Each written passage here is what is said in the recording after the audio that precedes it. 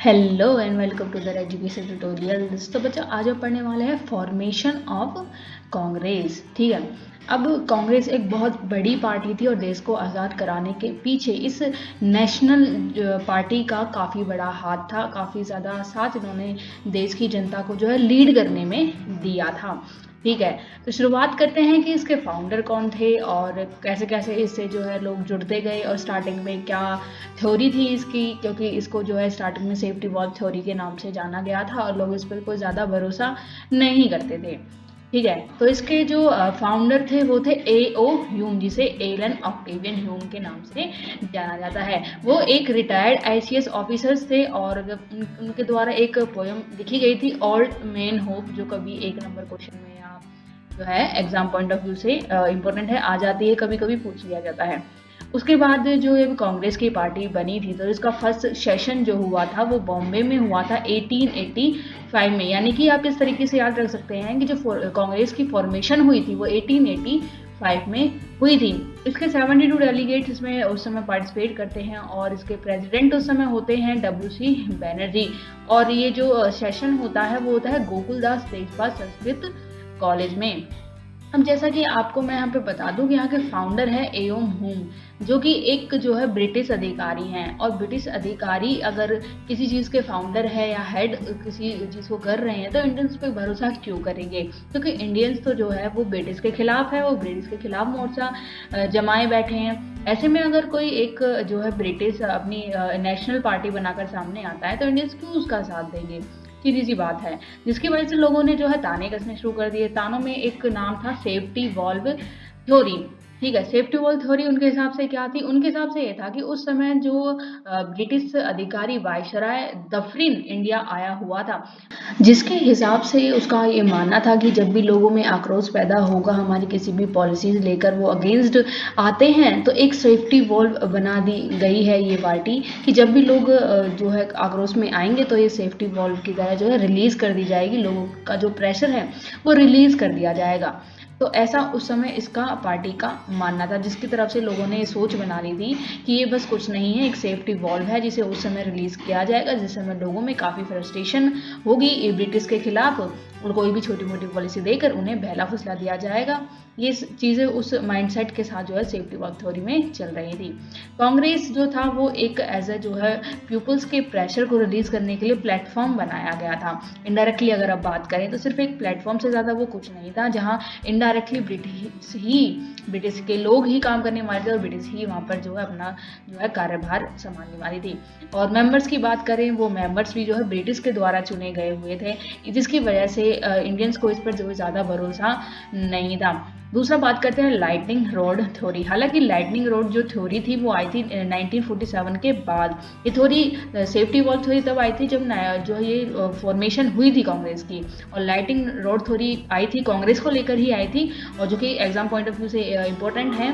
तो ये आई थी 1947 के बाद, जब लोगों ने कांग्रेस का काम देख लिया था, ये देखा था, उन पर भरोसा कर लिया था और देखा था कि अब हाँ वो हमारे देश के लिए अच्छी अच्छी चीज़ें कर रहे हैं और वो हमारे साथ ही हैं, जिसके हिसाब से उन्होंने जो है लाइटनिंग रोड थ्योरी निकाली थी। लाइटनिंग रोड थ्योरी के हिसाब से वो ये था कि जो कांग्रेस के जो लीडर्स थे या जो भी मूवमेंट के लीडर्स हुआ करते थे, जो भी वहाँ पे लीडरशिप के ज़रिए लोगों को संभाला करते थे, वो ये सोचा करते थे कि जो ब्रिटिश सरकार है उसके पास अगर हम सीधा जाते हैं तो वो हमारी बात को नहीं मानेगी। इसके लिए वो एक बीच में जो है एक बंदा बीच में ले लेते हैं, जो कि A.O. ह्यूम बनता है, जिसके ज़रिए कांग्रेस अपनी सारी बात जो है ब्रिटिश तक ले जा सकती थी। ठीक है, आगे कुछ लोगों ने इसके बारे में कुछ इंपॉर्टेंट स्टेटमेंट्स दी है जो एग्जाम पॉइंट ऑफ व्यू से इंपॉर्टेंट है और आ जाती है।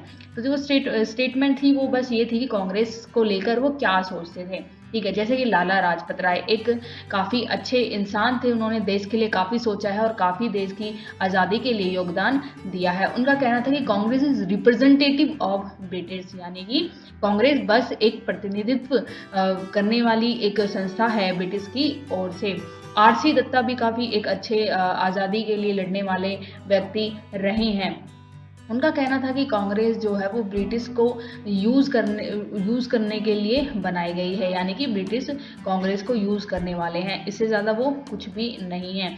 CF एंड्रयू ने ये कहा था कि formation of a Congress is just a माइथ। तो ये कुछ फेमस स्टेटमेंट्स थी जो बड़े बड़े लोगों के द्वारा कांग्रेस के फॉर्मेशन पर आई थी। और इसी के साथ आगे बढ़ते हैं। आगे हमें बढ़ने वाले हैं कि जब ये कांग्रेस की पार्टी बनी तो क्या एम लेकर ये चली थी। ठीक है, हम एम्स के बारे में, डिमांड्स के बारे में, आगे जो है क्या प्रॉब्लम्स ही क्रिएट होती है क्योंकि इसमें आगे जाकर फूट डल जाती है, क्या प्रॉब्लम्स कांग्रेस के फॉर्मेशन में आते हैं, ये सब डिस्कस करने वाले हैं। पहले पॉइंट की बात करें तो जो ये पार्टी थी वो लोगों के अंदर राष्ट्रवाद की भावना जो है उत्पन्न करना चाहती थी कि वो देश के लिए प्रेम होना चाहिए, सबको एक साथ मिलकर हमें लड़ना है, तभी हम जो है आज़ादी पा सकेंगे, अपनी प्रॉब्लम का सोल्यूशन एक साथ निकाल सकते हैं। ये लोग कॉमन इश्यूज़ पर बात करते थे। कॉमन इशू पर बात करते हुए जो है इस इशूज़ को जो है ब्रिटिश सरकार तक लेकर जाया करते थे। तीसरा, ही लीडरशिप की जो फीलिंग है वो लोगों के अंदर निकालना चाहते थे ताकि जब भी कोई मूवमेंट हो या कोई भी रिवॉल्ट होता है तो जो लोग हैं वो उनमें से लीडर्स निकल कर आ सके। भीड़ को जो है किस तरीके से चलाना है, किस तरह से काम करना है, वो लोगों के अंदर चीज़ आ सके। हर इंसान में तो नहीं आएगी, लेकिन लीडरशिप की फीलिंग अगर किसी एक इंसान के साथ भी आ जाती है मूवमेंट, कोई भी मूवमेंट के अंदर, तो वो काफ़ी मूवमेंट अच्छी तरीके से चला सकते हैं। वायलेंस तक उन्हें नहीं जाना है क्योंकि जब भीड़ होती है और लीडर कोई नहीं होता है तो वो भीड़ जो है वायलेंट हो जाती है।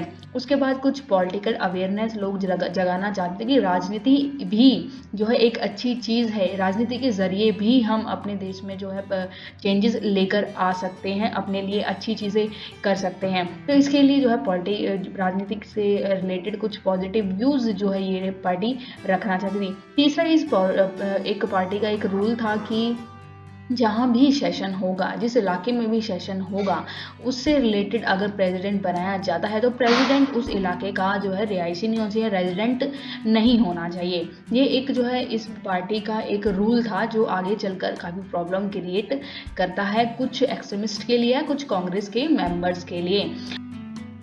लेकिन एग्जाम के पॉइंट ऑफ व्यू से कुछ इंपॉर्टेंट सेशंस की बात करें तो वो कुछ इस तरीके से हैं। जैसे कि जो पहला सेशन हुआ था बॉम्बे में कांग्रेस का, जब कांग्रेस बनी थी तब उसके प्रेसिडेंट थे WC बनर्जी।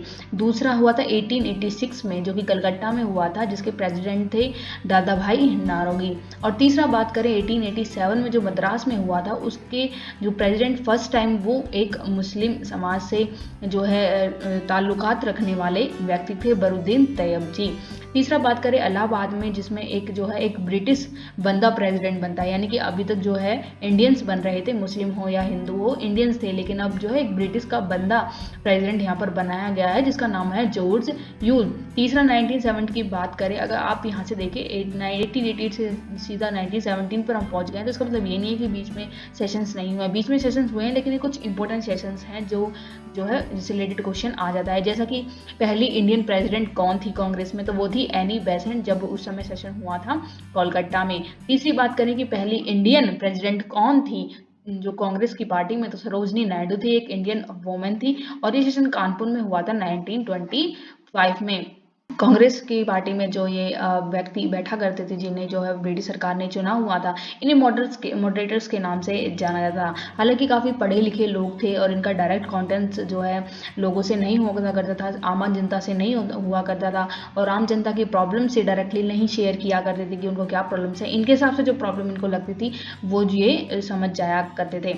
स्टार्टिंग में कुछ मॉडरेटर्स जो जुड़े थे, जो ब्रिटिश सरकार ने लिए थे, उनकी कुछ लिस्ट इस प्रकार है, जैसे कि दादा भाई नारंगी, WC बनर्जी, RN बनर्जी, और फिरोज शाह मेहता, द्वारकानाथ गांगुली, जिनको जो है अबला बंधन जनरल जिनके द्वारा लिखा जाता था उस समय, जिसके जरिए लोगों से जुड़े हुए थे। हालांकि कुछ ज़्यादा इनका था नहीं लोगों से। ठीक है, MG रनारे, GK घोसले और रस बिहारी घोष। तो 1885 से 1905 तक के लोग जो कांग्रेस से जुड़े रहते हैं एज अ मॉडरेटर इन्हें क्यों कहा गया है ये हम आपको आगे डिफाइन करेंगे। मॉडरेटर्स वो होते हैं जो लोग रिक्वेस्ट के जरिए जो है अपनी बात ब्रिटिश सरकार तक पहुंचाया करते थे।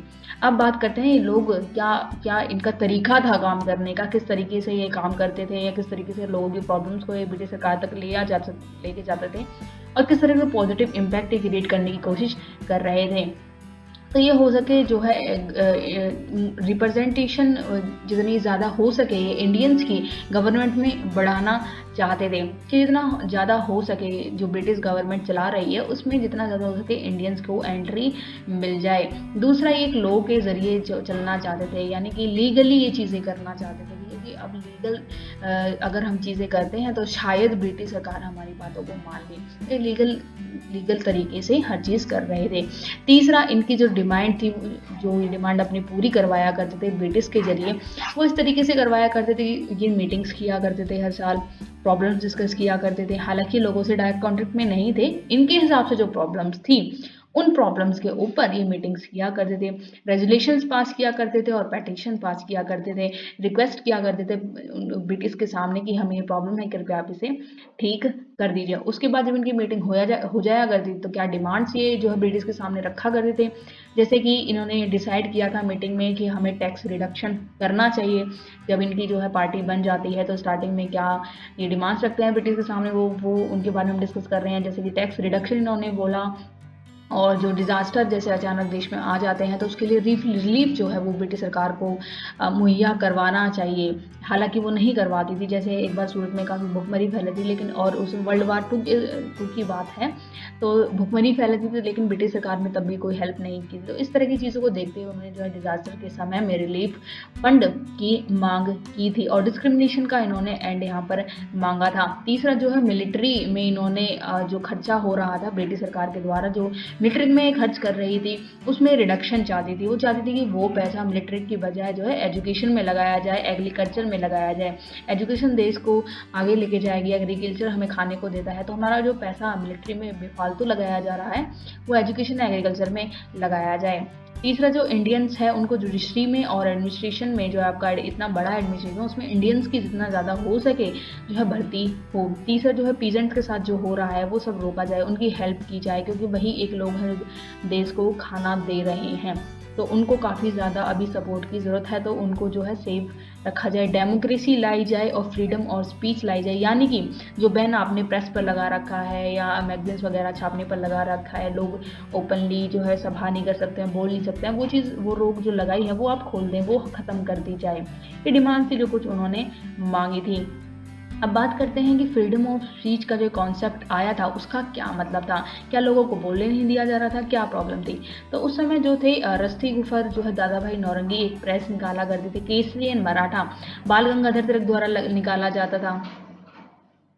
इसके अलावा लाला लाजपत राय जो कि पंजाबी और वंदे मातरम और द पीपल जर्नल लिखा करते थे, इनके जरिए ये लोगों तक पहुंचा करते थे, अपनी बात उन तक पहुंचाया करते थे, नेशनलिज्म की भावना बढ़ाया करते थे, जो प्रॉब्लम्स देश भर में हो रही हैं वो शेयर किया करते थे कि यहाँ पर ये प्रॉब्लम हो रही है, इसका सोल्यूशन इस तरीके से हो सकता है। ये चीज़ ब्रिटिश को भी भनक लग गई थी, जिसकी वजह से जिन्होंने प्रेस पर अब अंकुश लगाना शुरू कर दिया था। और जो भी नेशनल मूवमेंट्स हुए हैं उसमें इन लीडर्स ने काफ़ी ज़्यादा जो है प्रेस के ज़रिए लोगों तक अपने आइडियाज़ पहुंचाए हैं, अपनी जो आने वाली उनकी जो भी क्या बोलते हैं, उनकी जो भी स्ट्रेटजी हुआ करती थी उसको शेयर किया करते थे। ठीक है, तो ये चीज़ भी उनको जो है ब्रिटिश को पता चल गई, जिसकी वजह से वो अंकुश लगाना उन्होंने स्टार्ट कर दिया था। अभी तक जो है कांग्रेस बनी, जो हमारे यहाँ पे जो पार्टी बनी है उस पर लोग भी ज़्यादा भरोसा नहीं कर रहे हैं, और ना ही ब्रिटिश उनको सीरियसली लिया करती थी, क्योंकि वो सिर्फ अपनी बात रखने वाले थे, उनके पास कोई पावर नहीं हुआ करती थी। 1884 ने 1880 तक जो है डिफरिन वायसराय आया था और उसका ये कहना था कि Congress is a microscopic minority of peoples, यानी कि वो छोटे से भी छोटे लोग हैं, उनकी बात पर ध्यान ना दिया जाए तो ही बेहतर है। अब 1899 में 1905 तक जो है कर्जन आया था, हालांकि कर्जन के क्या रिफॉर्म्स आए आपने देखे होंगे, और नहीं आपको पता है तो हम आगे पढ़ने वाले हैं। तो Congress is going to fall, my ambition is to give it a peaceful demise, यानी कि उसको ये जो है अच्छी तरीके से तबाह करने की कगार पर था। कर्जन को भी ब्रिटिश के द्वारा बनाई गई कांग्रेस पार्टी को ज़्यादा राज नहीं आई थी। तो ये कुछ जो है स्टेटमेंट्स हैं जो एग्जाम के पॉइंट ऑफ व्यू से इंपॉर्टेंट है, एमसीक्यूज में आपसे पूछी जा सकती है। अब बात करते हैं जब ये कांग्रेस स्टार्ट ही हुई थी, लोगों ने काम करना स्टार्ट ही किया था इसके मेंबर्स ने, कि तभी एंटी कांग्रेस मूवमेंट स्टार्ट हो जाते हैं। आपने एक चीज़ नोटिस की होगी कि कांग्रेस की जब ये पार्टी बनी थी, ब्रिटिश को ये पसंद नहीं आ रही थी, इंडियंस को ये पसंद नहीं आती, फिर भी ये कोशिश लोग कर रहे थे। इसमें जितने भी मेंबर हैं वो सब हिंदू हैं, इसमें कोई भी मुसलमान नहीं है। ब्रिटिश इसी चीज़ को पकड़ते हैं और इसी चीज़ का जो है यूज़ करके डिवाइड एंड रूल पॉलिसी यहाँ पर लगाने की कोशिश करते हैं। तो जैसे ही कांग्रेस की ये चीज़ें सामने आती हैं तो एंटी कांग्रेस मूवमेंट स्टार्ट हो जाता है 1888 में, जिसके जरिए United India patriotic association British के भड़काने बुलाने पर मुस्लिम बना लेते हैं, जिसमें सैयद अहमद खां, राजा शिव प्रसाद जो कि बनारस थे, ये शामिल हो जाते हैं और उसके हेड होते हैं। इनके द्वारा एक जो है एक पार्टी बना ली जाती है, जिसमें कांग्रेस के खिलाफ बातें हुआ करती थी कि कांग्रेस जो है मुस्लिम को सपोर्ट नहीं करती है, कोई भी मुस्लिम मेंबर उनकी पार्टी में नहीं है, वो हमारी प्रॉब्लम्स तक ब्रिटिश को नहीं बताती हैं। तो यहाँ पर किस वजह से ये बनती है, क्या प्रॉब्लम्स आई होती है जिसकी वजह से एंटी कांग्रेस मूवमेंट या पार्टी बना ली जाती है मुसलमानों के द्वारा। तो सबसे पहले ये चीज़ थी, मुस्लिम कांग्रेस के द्वारा बनाई गई इस जो पार्टी उन्होंने नेशनल पार्टी बनाई थी उसमें बिल्कुल भी इंटरेस्टेड नहीं थे, क्योंकि उन पर उन्हें भरोसा ही नहीं था। दूसरा, ब्रिटिश जो थे वो उनको सीरियसली नहीं ले रहे थे, यानी कि मुस्लिम्स को ये लग रहा था कि हम कुछ और तरीका अपनाते हैं जिसके ज़रिए हम अपनी प्रॉब्लम अलग से ब्रिटिश तक लेकर जाएं। तीसरा, जो ये पार्टी कांग्रेस बनी थी, जैसा कि मैंने आपको स्टार्टिंग में ही बनाया था, ये बड़े बड़े पढ़े लिखे लोग थे जिनका डायरेक्ट कांटेक्ट जो है लोगों से नहीं था। तो ये एक जो है नुकसान था जो ये मुसलमानों को पता चल गया था। यूनाइटेड इंडिया पेट्रियोटिक एसोसिएशन को ये चीज़ पता थी, जिसकी वजह से भी जो है ये पार्टी क्रिएट होती है। दूसरा, कोई डायरेक्ट कनेक्शन नहीं था कॉमर्स पीपल के बाद, मैंने कई बार आपको बता दिया है, जो आगे जाके काफ़ी प्रॉब्लम इनको क्रिएट करता है। ठीक है, तो ये सारी कांग्रेस की प्रॉब्लम थी जिनकी वजह से ये मुस्लिम्स की ये जो है यूनाइटेड इंडिया पेट्रियोटिक एसोसिएशन बनती है ब्रिटिश द्वारा जो है खिचड़ी पकाने के बाद। अब बात करते हैं कि इतनी प्रॉब्लम्स के बाद भी यहाँ पर मुस्लिम उनको जो है अगेंस्ट जा रहे हैं। दूसरा, ब्रिटिश उनको सीरियसली नहीं ले रही है। तीसरा, इंडिया के खुद लोग उनको सीरियसली नहीं ले रहे हैं। इसके बावजूद भी कुछ चीज़ें जो है कांग्रेस अच्छी करती है, जिनसे धीरे धीरे विश्वास बनना स्टार्ट होता है। जैसा कि सबसे बड़ा जो इसमें अचीवमेंट था वो ये था कि जो दादा भाई नौरंगी थे, वो फर्स्ट टाइम कर पर कैपिटा इनकम जो है इंडिया की सामने निकाले थे, जो थी 20 रुपया, जो कि काफ़ी कम थी। उनका इंडायरेक्टली ये कहना था कि अंग्रेज़ हमारे देश से पैसा दूसरे देश में लेकर जा रहे हैं, जिसकी वजह से हमारी इनकम काफ़ी कम ये बैठ रही है। हालांकि इतना ज़्यादा जो है उस टाइम जो है इंडिया में बिजनेस चलता था अंग्रेज़ों तक, उस हिसाब से तो काफ़ी ज़्यादा पैसा होना चाहिए था, काफ़ी अच्छी वेल्थ होनी चाहिए थी, लेकिन ऐसा नहीं होता है।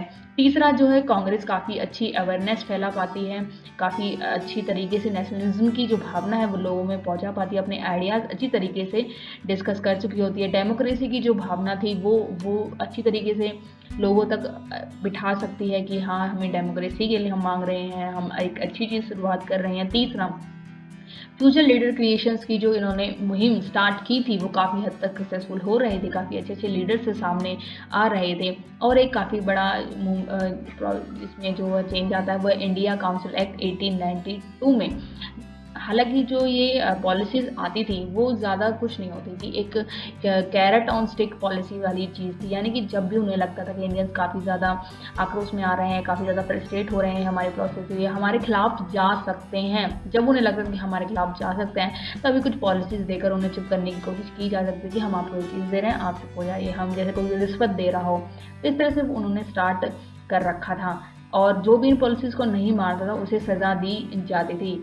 ऐसा कुछ ब्रिटिश ने रूल बना रखा था। हालांकि गुंडा राज था पूरा, कुछ स्पेशल चीज़ इंडियंस को वो दिया नहीं करते थे, बस बातों के जरिए उन्हें बहका दिया करते थे, क्योंकि फोर्स तो इंडियंस के पास उस टाइम थी नहीं, ब्रिटिश के पास थी, ब्रिटिश जीत सकते थे उसके ज़रिए। ठीक है।